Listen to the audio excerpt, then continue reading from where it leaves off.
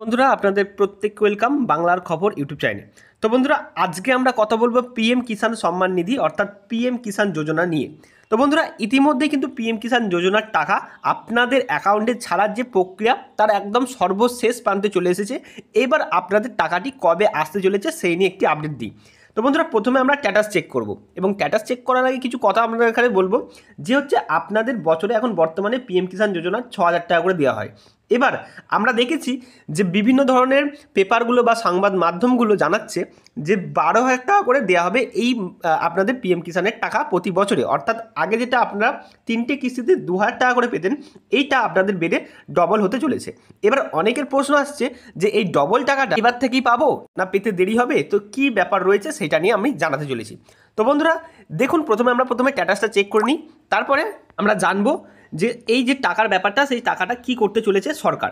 দেখুন এখানে অনেকগুলো অপশান রয়েছে। প্রথমত বলি যাদের কেওয়াইসি আপডেট নেই তারা কিন্তু স্ট্যাটাস চেক করতে পারবে না, তাই যাদের কেওয়াইসি আপডেট করা নেই তারা অবশ্যই আগে কেওয়াইসিটা আপডেট করে নেবেন, তারপরেই আপনারা এই নো ইয়োর স্ট্যাটাসে আসবেন।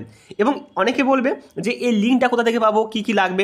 দেখুন এই লিঙ্কটা চেক করার জন্য আপনাদের এখানে কিচ্ছু করতে হবে না, আপনারা ডিসক্রিপশন বক্সে যাবেন, কমেন্টে যাবেন, এখানে আমাদের হোয়াটসঅ্যাপ ও টেলিগ্রাম গ্রুপের লিঙ্ক দেওয়া রয়েছে, সেখানে জয়েন হয়ে যাবেন, সেখানে প্রতিটা এই ধরনের ইনফরমেশান পেয়ে যাবেন, তার সাথে সাথে এই লিঙ্কটাও আপনারা পেয়ে যাবেন, সেখান থেকে সরাসরি চলে আসবেন।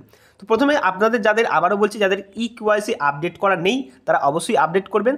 আপডেট যদি আপনার না থাকে তাহলে আপনি স্ট্যাটাস চেক করা তো দূরের কথা, পরবর্তী ক্ষেত্রে এই যে টাকা, এই যে পিএম কিষাণের যে টাকা দিতে চলেছে সেই টাকাও আপনি পাবেন না, ১ টাকাও আপনি পাবেন না, ঠিক আছে। তাই আগে ইকেওয়াইসিটা আপডেট করে নেবেন, তারপরে আপনারা সরাসরি এই নো ইয়োর স্ট্যাটাসে ক্লিক করবেন, তারপর চলে আসবেন।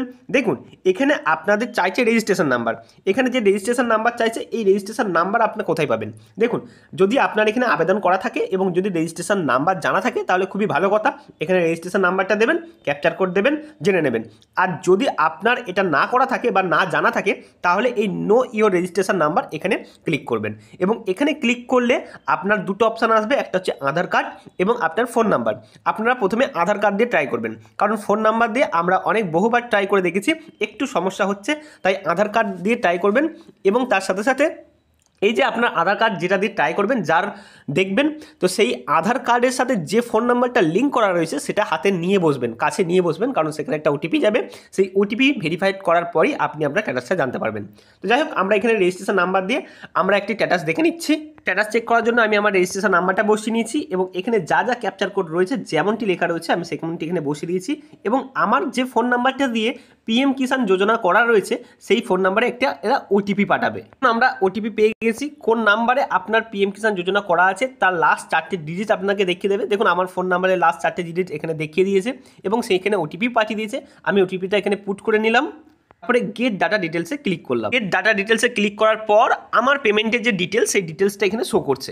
তো এখানে প্রথমেই যেটা শো করছে বাকি সব ঘর ফাঁকা রয়েছে, দেখুন ব্যাংক আধার সব এগুলো রয়েছে ফাঁকা রয়েছে, এখানে পেমেন্ট মোড আধারটা রয়েছে খালি এবং এখানে আপনার দেখাচ্ছে waiting for approval by state, অর্থাৎ স্টেটের যে অ্যাপ্রুভাল সেটার জন্য অপেক্ষা করছে, এটাই আপনাদের শেষ ধাপ।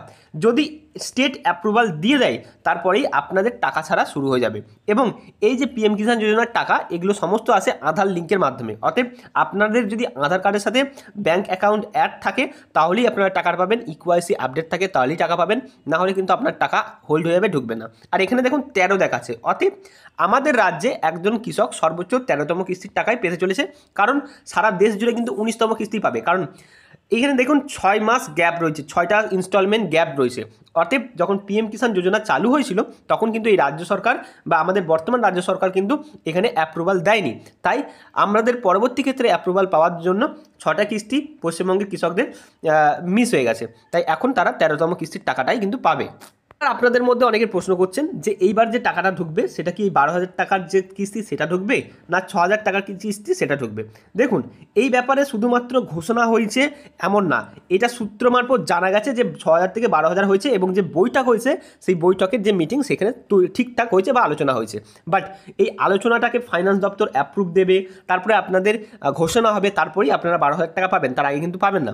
এবার এই যে বাজেট ঘোষণা সেটা আপনাদের ফেব্রুয়ারি মাসে শুরু হবে, এরপর যদি যদি তার আগে টাকা দিয়ে দেয় তাহলে তো আপনারা কোনো মতেই পাবেন না, কারণ বাজেট যদি ঘোষণা হওয়ার আগেই আপনারা পিএম কিষাণ যোজনার টাকা পান তাহলে কিন্তু আপনারা এই 12,000 টাকা পাবেন না।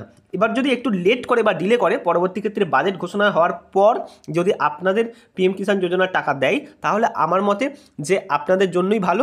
তাহলে আপনারা এই যে প্রথম কিস্তির অর্থাৎ 4,000 টাকা করে কিস্তি করে আপনারা বছরের 3টে কিস্তিতে 12,000 টাকা পেতে পারেন। অতএব একটু অপেক্ষা করে যান, তাহলে সেটা আপনাদের জন্যই ভালো হবে। এবং যদি এই ধরনের ভিডিও পেতে চান চ্যানেলকে সাবস্ক্রাইব করে রাখবেন। আমাদের ডেসক্রিপশন বক্সে হোয়াটসঅ্যাপ ও টেলিগ্রাম গ্রুপের লিঙ্ক আছে, জয়েন হয়ে নেবেন।